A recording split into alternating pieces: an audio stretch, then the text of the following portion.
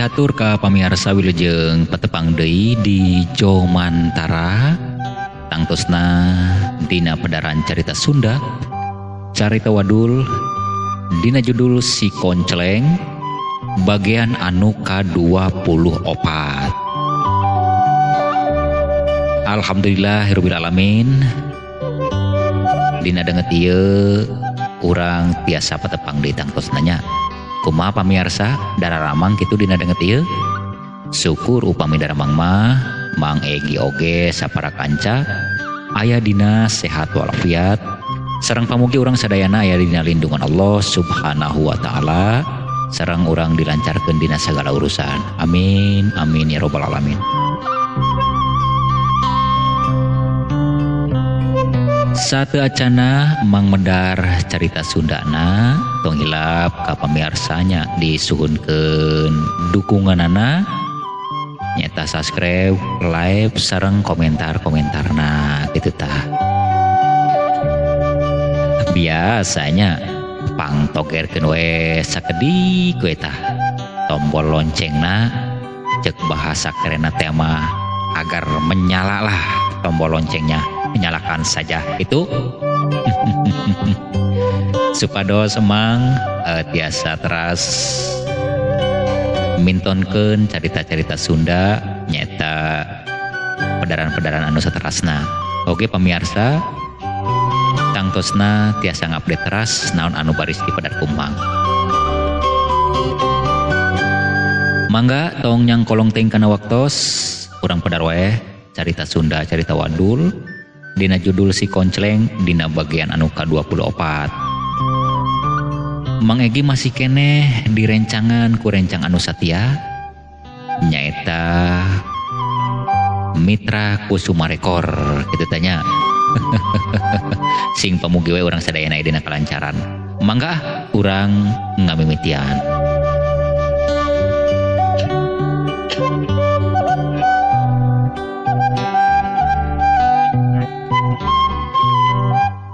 Mbah pan peuting ke di mimitian rek ngubaran Neng Nince eta kudu kumaha sakirana anu baris ku kami di jalankeun ieu anu ku kami dilaksanakeun. Ya Mbah, sesuai jeung perintah Abah pasti kami siap pikeun ngalaksanakeunana. Tak ieu we nya. Ke bila mana Abah ngamimitian ngubaran Neng Nince cing kadeh pakarang siap kenu seukeut mun ceuk Abah eta domba pencitnya cing kadeh eta getihna ulat alet ka unggal juru wawangunan ieu imah situannya cuan aya anu kalewat. Oh siap Mbah. Siap lah Mbah, namun kitu mah.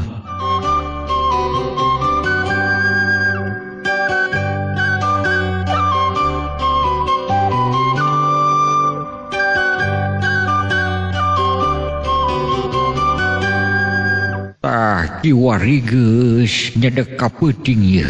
Kiwari geus jam sarapan nya ieu. Sangkan sagalana geura beres roes, sangkan urang geura katingali hasilna, urang di mimitian wae. Kumaha tuan geus disiapkeun ieu? Sapuratina sasajen? Oh, sudah siap? Sama Nyi Imo sudah dipersiapkan di kamar belakang. Jadi Mbah tinggal ke sana saja. Oh ya hatur nuhun lamun kitu mah. Cing tarungguan we di dieu nya. Abah rek ngamimitian ngeun wayahna anteur heula sakedeung ieu yang ningali si Nyai heula ieu. Oh, silakan. Ayo saya antar.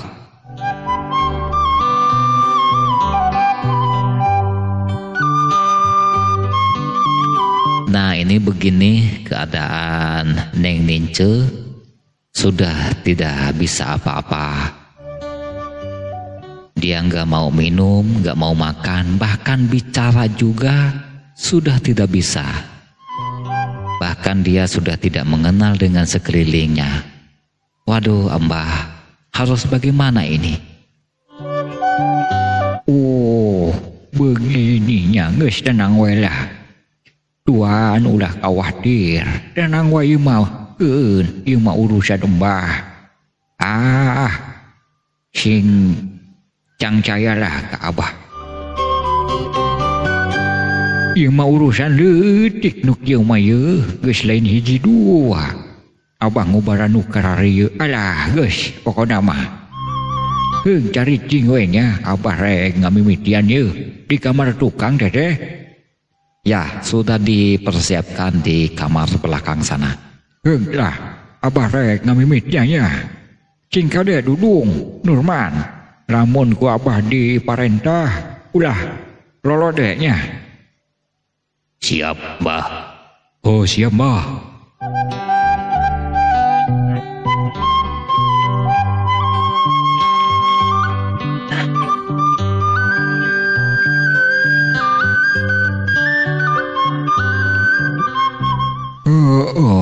Parupuyan geus adia sagalana geus komplit ieu.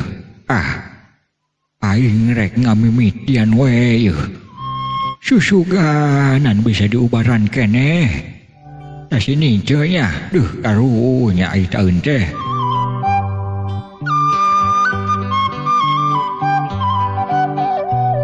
Sok rek dimimitian ieu.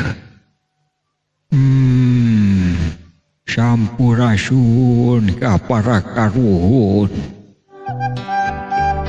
Hampura ka para wangatua. Kaula geus ngaganggu kanu keur reureuh. Geus ngaganggu kanu keur cicing. Ieu kaula datang aya nu disuhunkeun, aya nu dipentah. Kaula minta pangcageurkeun kanu ngaranna si Nince, anakna Tuan Sangkur.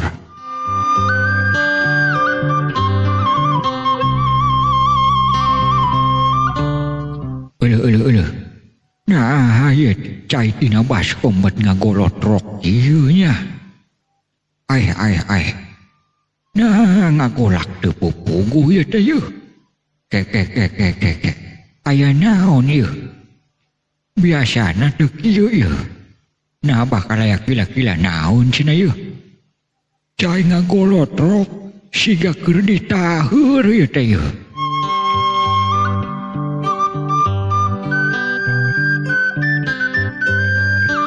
Uluh. Bijil haseup. Wah. Bijil haseup hideung tambah kebal tambah kandel ieu. Uluh.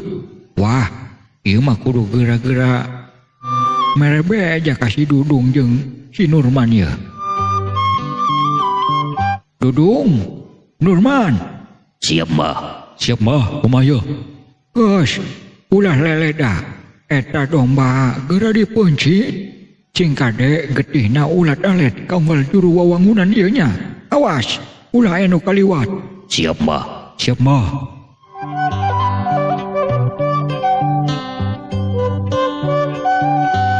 Oh, bagaimana, Dudung, Nurman? Apa kata Abah? Katanya dombanya harus segera disembelih, darahnya harus segera diulat alet ya. Kaunggal juru-juru bangunan ya. Oh, ayo. Kalau begitu secepatnya segera dilaksanakan. Siap, Tuan. Siap, Tuan.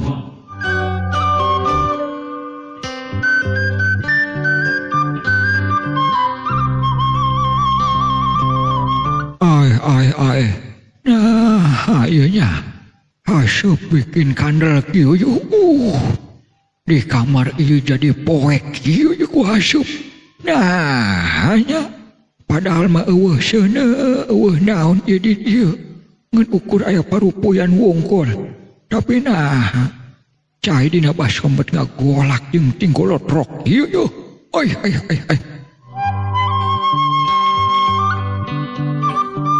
Astaga. Nah, asap hidung bet ngawujud jadi makhluk jangkung badag giu. Uluh. Nah, haon itu yuk. Bawa yuk mah yuk. Lain letik-letik panyakit yuk mah yuk. Pantesan.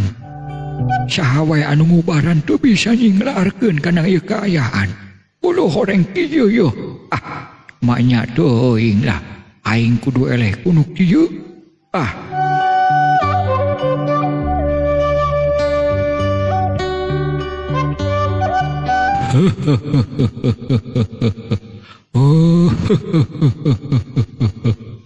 Ai Kisila. Saha Andika. Geus kumawa ni ngagareuah kaula. Kaula keur ngeunah-ngeunah cicing di awak manusia. Nah Andika bat ngagareuah aya naon jeung nek naon kumawa ni ngaganggu kaula. Geus tucu ngah Andika ka kaula.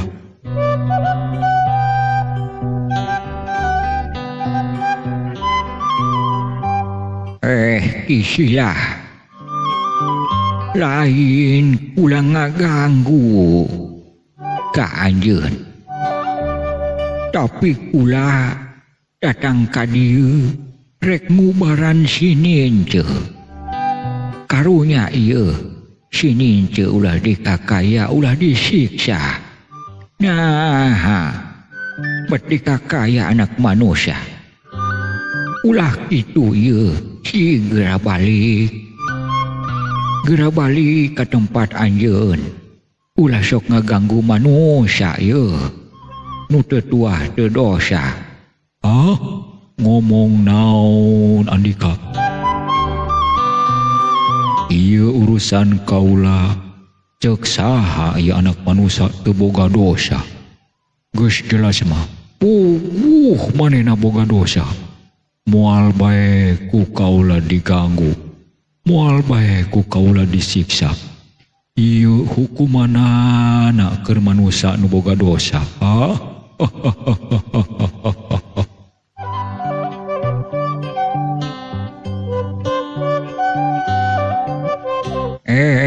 Kisilah. Nah dosa naon ieu manusia kitu. Nah bet kabidang-bina teuing. Ulah sok kitu ieu cing balik anggur mah.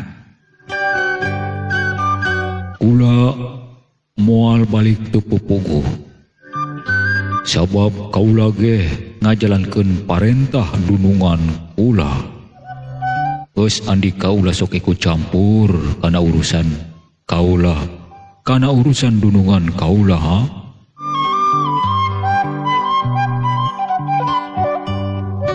Lain ikut campur Kisilah. Ieu mah iwal ti hayang nyageurkeun deui kana anak manusia kanu ngaran sininceuk ieu moal bisa. Sabab dunungan kaula geus kanyanyerian. Dunungan kaula geus kasiksa batina. Kula coba-coba rek ngaganggu Andika. Moal kula moal balik teu pupuguh. Bahkan ieu sininceuk rek dibawa ku kaula. Ieu manusia wawalesna anu geus nganyerikeun kadunungan kula.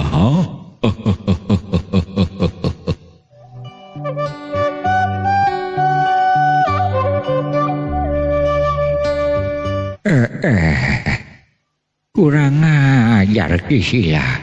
Bet bangkelang teuing nya. Lamun kitu mah sigana hayang menang pangwara meureunan ieu ti kula. Rasakeun ieu. Sok lamun Andika memang boga pangabisa, boga pangawasa nu sakumaha rongkahna. Sok geura tibankeun ka diri kula.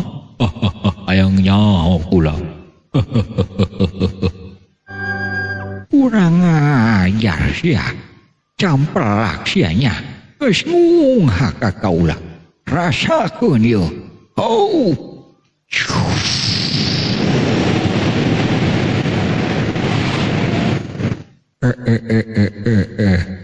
Geus coba ieu.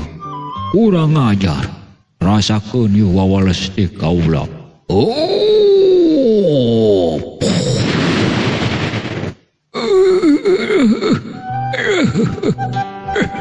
Nah, berdaliur kieu yeuh. Nah, bumi alam asa rek dibalik. Aduh. Tobat. Ampun teuing ya.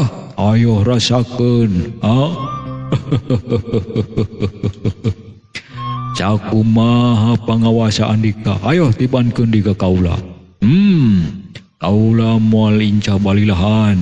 Moal rek saha-saha nu ngaganggu kana kaula pasti bakal ngarasakeun akibatna, ha?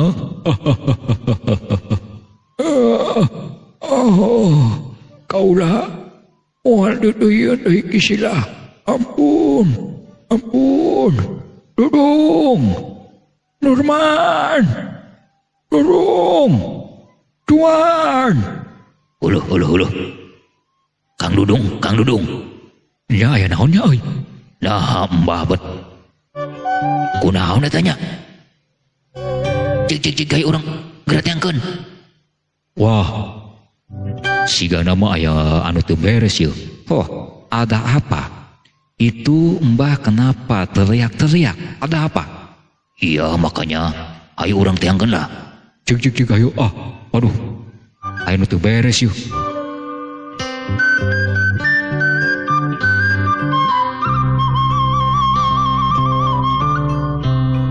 Mbah. Oh, Abah. Ada apa, Abah? Wah, Mbah kapiuhan euy. Wah, Abah teu inget di bumi alam. Wah, ciga urang baheula keluar ya. Ayo urang gotong heula. Waduh, aya naon ieu nya? Uluh. Nah, ayo babet kieu yeuh. Wah, ayo urang baheula ka patengahan. Duh.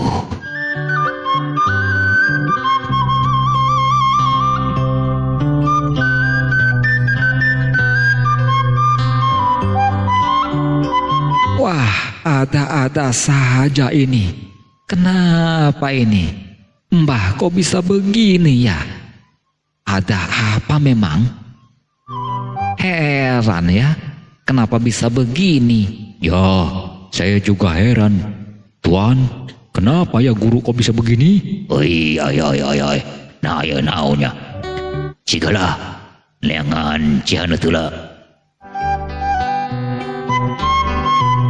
Urang coba ubaran ya. Supaya Mbah sadar deui urang tanyaan aya naon kira-kirana.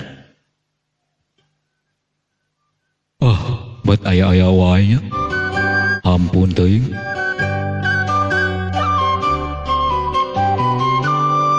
Ya kebenaran ieu aya cihaneut yeuh dina meja yeuh. Cik, urang coba usapkeun ieu kana awakna. Kana urat-urat pentingna lah. Cik.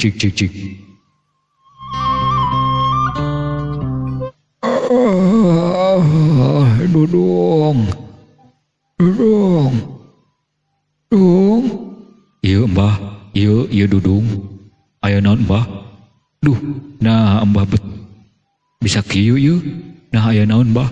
Wah, cilaka Dudung. Ieu mah lain lawanan Mbah. Hampir we Mbah ya. Deka bagian nyawa. Lain penyakit enteng-enteng ieu mah. Nu aya dina sin ince. Wajar we. Teu aya anu bisa ngubaran ka sin ince. Abah kakaraeun ieu manggih nu kieu. Lain penyakit letik-letik ya mah. Ampun, Mbah teu bisa neruskeun kana ieu kaayaan. Daripada Mbah cilaka, geus Mbah mah mendingan nyerah we mundur. teu kuat, Mbah.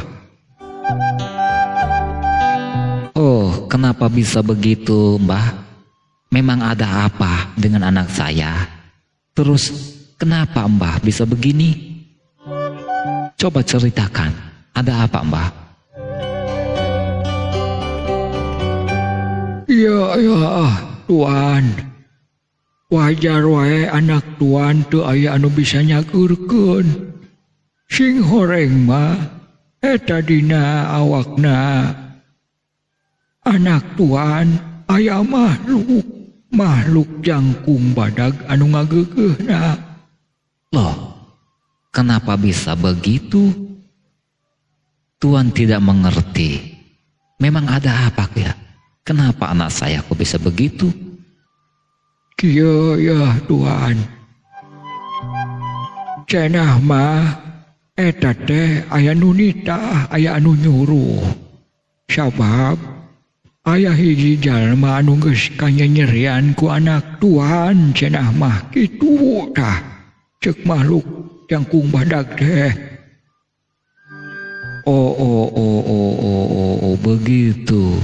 Memang na kira-kira aya naon waktu bareto. Tak ke waktu-waktu begitu memang aya naon kira-kira kejadian ya Tuan. Begini Nurman. Memang dulu beberapa bulan yang lalu ada yang melamar ke anak saya. Anak saya menolak dengan mentah-mentah. Karena dia tidak suka katanya. Itu yang Tuan tahu. Oh, eta sigana mameureunya. Geus ieu mah Abah moal panjang lebar. Abah mah geus nyerah lah, geus moal bisa neruskeun deui. Mangga wae da mah. Neangan deui we dukun anu leuwih sakti. Abah mah geus teu bisa. Dudung, geus Abah mah nek balik bae yeuh.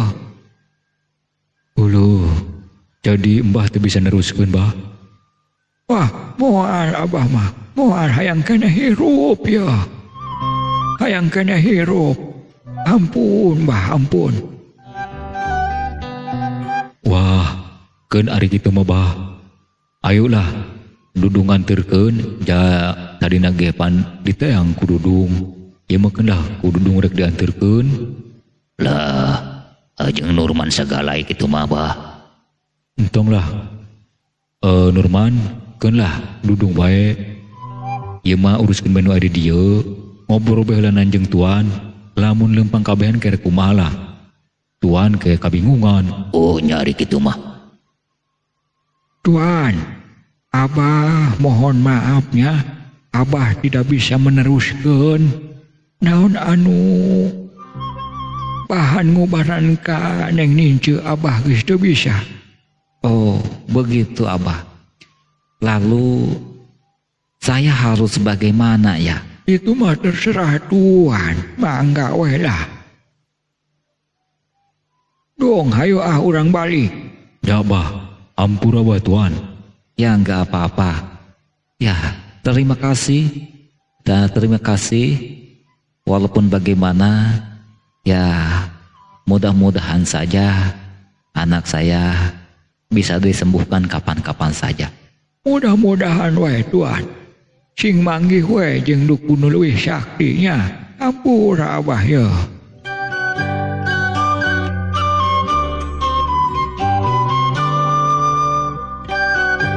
Waduh Tuan, harus bagaimana ini ya?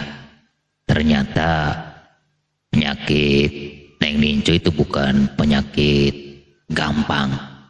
Penyakit yang sangat berat sekali. Harus bagaimana kita ini? Iya, Tuan juga bingung harus bagaimana. Coba Nurman. Tuan kasih solusi. Bagaimana kita jangan berdiam diri lah. Kasihan Neng Nince, kasihan. Nah begini aja Tuan. Karena sudah beberapa dukun, sudah beberapa dokter tidak bisa menyembuhkan penyakit nengince. Bagaimana kalau diadakan sayembara saja? Sayembara bagaimana maksud kamu, Nurman? Begini, siapa saja yang bisa menyembuhkan anak tuan akan dikasih hadiah. Oh begitu. Itu pun kalau tuan setuju. Ya dipikir-pikir kalau memang tidak ada cara, ya coba saja kita laksanakan itu. Nah itu masalah hadiah tergantung tuan. Apa saja kira-kira hadiahnya kalau ada yang bisa menyembuhkan? Begini, ini saksi hidupnya kamu. Kalau ada yang bisa menyembuhkan anak tuan, akan dijadikan menantu sama tuan. Yang benar tuan. Iya, tuan janji itu. Hadiahnya akan dijadikan menantu. Tuan, bagaimana kalau yang bisa menyembuhkannya orang miskin, orang tidak punya apa-apa, bahkan cek kurang sudah tema budak angon? Tidak apa-apa. Tuan tidak mandang apa-apa. Yang penting bisa menyembuhkan anak tuan, bisa menyembuhkan Neng Nince. Oh, baiklah kalau begitu. Nanti besok mulai disebarluaskan. Ya, segera secepatnya biar Nince tidak berlarut-larut dengan penyakitnya.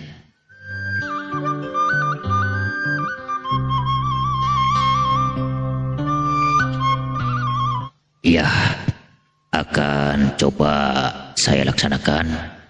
Nanti akan musyawarah sama kawan-kawan yang ada di perkebunan sana, yang ada di pegawaian ya. Biar mereka menyebarluaskan informasi ini. Siapa saja dari kalangan mana saja, entah itu si miskin, si kaya, ya apapun itu orangnya, yang penting bisa menyembuhkan. Begitu tuan? Iya, itu betul sekali. Jangan lupa, siapa saja yang bisa menyembuhkan anak saya akan dijadikan menantu. Baik kalau begitu tuan, akan segera Nurman laksanakan.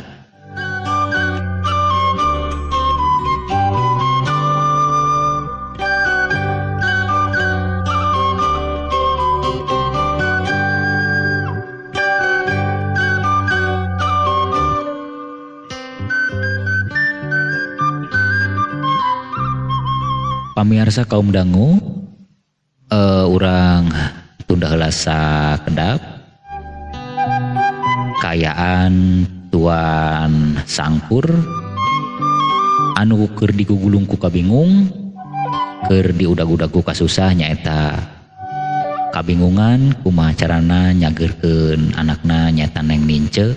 Urang tunda heula sakedap engke oge baris kasamper deui kitu tah. Mangga urang caritakeun kaayaan si Koncleng di bumina Abah Samin.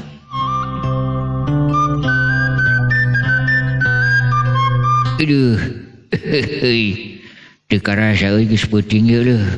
Geus rada tunduh, nya lah. Urang mending istirahat baheula, Celeng.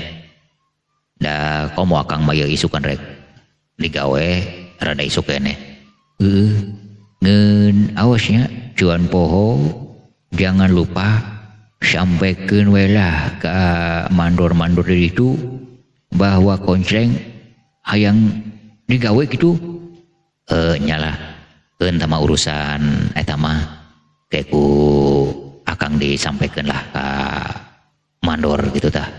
Sugan we diterima gawe di dieu. Iya gitu. Aduh, geus lah urang reureuh lah. Abah Samid majatos talibra sigana mah. Nya lu urang geura sare ya.